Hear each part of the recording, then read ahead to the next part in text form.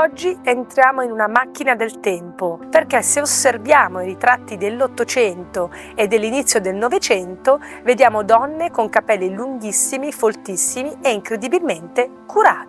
Eppure c'è un dettaglio che oggi quasi nessuno ricorda: il balsamo. Non esisteva. Niente flaconi, niente maschere, niente spray districanti. E allora, come riuscivano a pettinare i capelli che spesso arrivavano alla vita, al ginocchio e in alcuni casi persino oltre? La risposta potrebbe sorprendervi. Negli ultimi anni ho studiato decine di manuali di bellezza dell'Ottocento, testi vittoriani e antiche tradizioni dedicati alla cura dei capelli.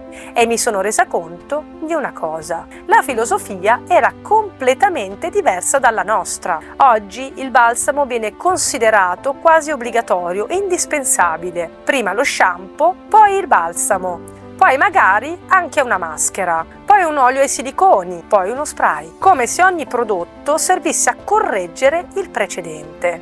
Nel passato invece si cercava soprattutto di evitare di danneggiare il capello. Questa è una differenza enorme. Molti manuali consigliano prima di tutto una lunga spazzolatura quotidiana, come abbiamo visto anche in altri video, non una spazzolatura frettolosa, una vera cura del capello.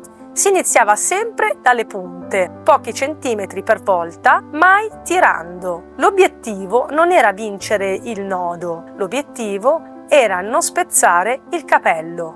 Oggi sappiamo che i capelli bagnati sono molto più delicati e forse lo sapevano anche allora. Assorbono acqua, diventano più elastici e possono rompersi più facilmente se vengono tirati con forza. Per questo motivo, come in passato, districo sempre i capelli da asciutti. È una scelta personale che deriva sia dallo studio dei testi storici sia dalla mia esperienza. Dopo aver eliminato ogni nodo si passava ai trattamenti ed è qui che arriva la parte più interessante. Le donne del passato non utilizzavano balsami nel senso moderno, utilizzavano invece creme grasse, pomate, unguenti, oli vegetali. Preparazioni molto semplici. Un esempio arriva direttamente da antichi ricettari e manuali di cosmetica. Nel Medioevo erano molto diffuse preparazioni a base di grassi e cere. Ahimè, erano utilizzati anche grassi animali come lo strutto, perché all'epoca erano facilmente reperibili e considerati ottimi protettivi per i capelli. Per ragioni etiche oggi personalmente non utilizzerei mai questo tipo di ingredienti, ma è importante ricordare che facevano parte della cosmetica dell'epoca. Accanto ai grassi animali si impiegavano anche cera d'api, olio d'oliva, olio di mandorle dolci e, quando disponibili, erbe aromatiche lasciate in infusione come rosmarino, salvia o cumino. Si scaldava delicatamente il tutto fino a ottenere una crema morbida che veniva conservata in piccoli vasetti. Ne bastava pochissima. Si distribuiva soprattutto sulle lunghezze e sulle punte. Si lasciava agire e solo successivamente si procedeva al lavaggio. Nell'Ottocento invece iniziarono a comparire anche preparazioni più elaborate. Nei manuali di bellezza troviamo pomate per capelli realizzate con olio di mandorle dolci, olio d'oliva, olio di ricino, cera d'api e talvolta piccole quantità di oli essenziali come rosa, lavanda o bergamotto. Lo scopo non era soltanto rendere il capello più morbido, era soprattutto proteggerlo dall'aria, dal sole, dalla polvere e dall'attrito dei pettini. In pratica si nutriva il capello prima ancora che subisse il danno. Questa era la vera filosofia della cura storica. Questi prodotti venivano distribuiti soprattutto sulle lunghezze, poi i capelli venivano raccolti e coperti con un foulard o con una cuffia di tessuto. Il trattamento rimaneva in posa per circa 20-30 minuti, a volte anche più a lungo. Solo successivamente si procedeva al lavaggio. Notate una differenza? Oggi molte persone lavano i capelli e poi cercano di ripararli. Nel passato si cercava prima di proteggerli. È una filosofia completamente diversa. Oggi questa filosofia fa parte anche della mia routine. Lavo i capelli esclusivamente con erbe ayurvediche, come ho già detto in diversi video. Prima di ogni lavaggio applico Ananta Roots come trattamento pre-shampoo, proprio come si faceva in passato. Prima si proteggeva e si nutriva il capello, poi lo si lavava. È una routine che continua ancora oggi e che ha completamente cambiato il modo in cui mi prendo cura dei miei capelli.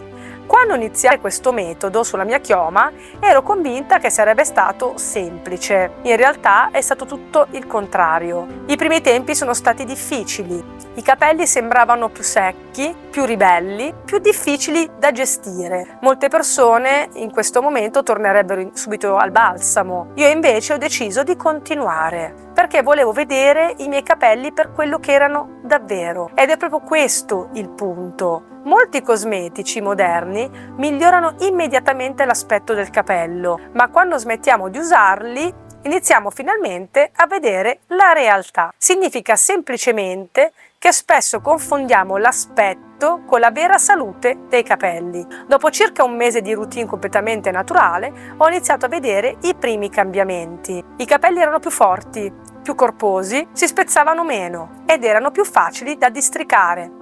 E soprattutto avevano imparato nuovamente a gestirsi senza avere continuamente bisogno di un balsamo. Attenzione però, questo non succede in 3 giorni. Viviamo nell'epoca del risultato immediato. Compriamo un prodotto oggi e pretendiamo capelli perfetti domani. La natura però funziona con tempi completamente diversi. Ci vuole pazienza, costanza e naturalmente osservazione. Ed è forse proprio questo il più grande insegnamento che ci hanno lasciato le donne del passato. La cura dei capelli non era un gesto da 5 minuti, era quasi un rituale. Si dedicava tempo alla spazzolatura, ai trattamenti, alle acconciature protettive, alla manutenzione quotidiana. Per questo motivo io oggi non considero il balsamo un prodotto indispensabile, lo considero semplicemente una delle tante possibilità, una possibilità moderna, ma non l'unica. Esistono altri modi di prendersi cura dei capelli, richiedono sicuramente più pazienza, più impegno, più voglia anche di imparare, ma possono regalare grandissime soddisfazioni. Le routine storiche non sono per tutti, sono dedicate a quelle persone che desiderano conoscere davvero la propria chioma, che non cercano una soluzione immediata, ma un cambiamento reale. E forse la domanda finale non è se il balsamo sia buono oppure cattivo. La vera domanda è un'altra. Siamo sicuri che sia davvero indispensabile, oppure ci siamo semplicemente dimenticati che per migliaia di anni l'umanità si è presa cura dei propri capelli in modo completamente diverso? Come sempre sarò felicissima di leggere le vostre esperienze nei commenti. Avete mai provato una routine senza balsamo? Oppure pensate che sia un prodotto irrinunciabile? Ci vediamo al prossimo video.